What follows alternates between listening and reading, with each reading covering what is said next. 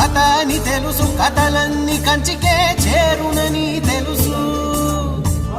తెలుసు తెర తొలుగుతుందని, తెలుసు తెల్లారుతుందని, తెలుసు ఈ కట్టె పుట్టుకుమంటదని, తెలుసు ఈ మట్టి మట్టిలో కలిసిపోతదని.